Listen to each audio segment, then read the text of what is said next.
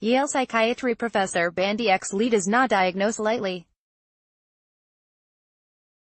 In fact, she emphasizes that her theory about the mental state of President Donald Trump does not reflect the professional opinion of any of the institutions that she is affiliated with, including the Yale School of Medicine. Nevertheless, she tells Raw Story that it's her opinion that, rather than acting strategically, Trump's pattern of behavior shows signs of severe psychological distress, and that both Trump and his supporters are self-destructively spiraling in a way that spells dire trouble for the nation and the world. Conversation edited for clarity below. Tana Ganeva, can you explain your theory about Donald Trump's mental state, that the behavior is pathological rather than strategic? Professor Bandy X. List what mental health professionals look at are patterns. Patterns of his behavior. Oftentimes Trump's assertions don't bring him the advantages that strategy would. It fits a pattern more of someone acting that is driven by emotional compulsions. It's the emotional need to reframe situations. For example, the idea that the midterm elections are a win for him, and if not, it's seen as a fraudulent election. Whereas this reframing may be effective for those who are relatively uninformed and are emotionally predisposed to believing Mr.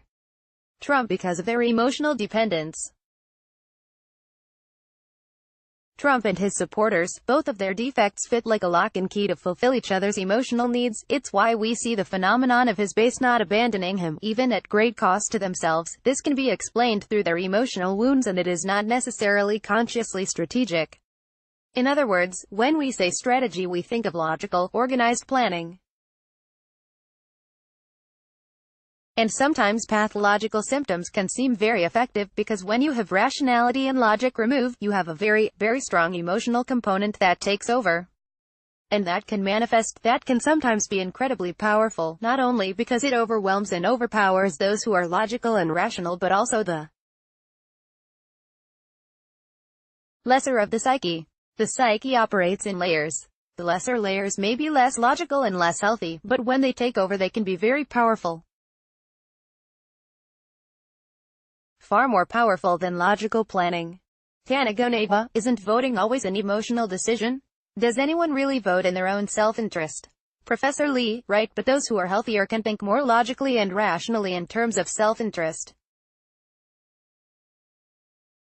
Those who are healthier will make choices that are life-affirming in general.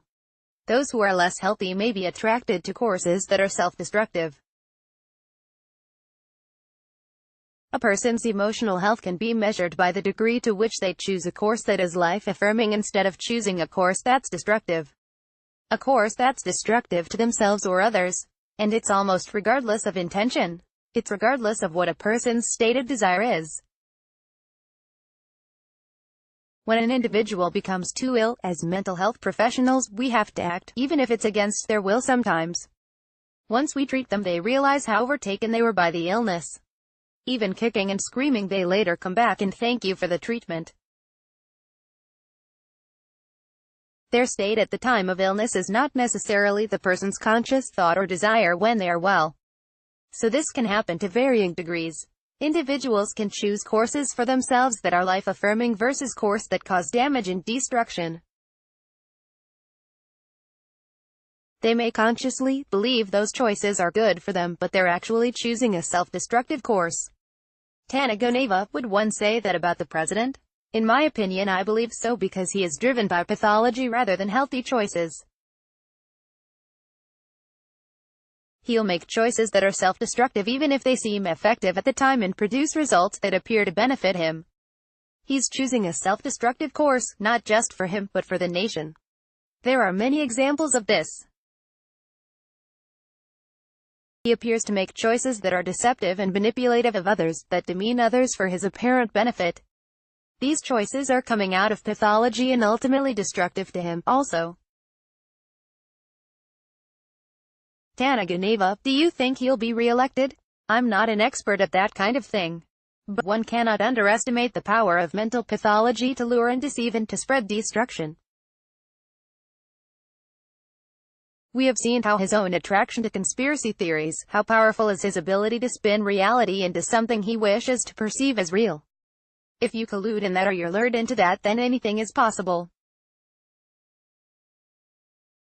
We've seen multiple nations go to their own peril and great destruction due to pathological leaders taking charge and leading entire nations to their destruction. That's the power of mental pathology. It can hypnotize you almost to do things in ways you would not otherwise do.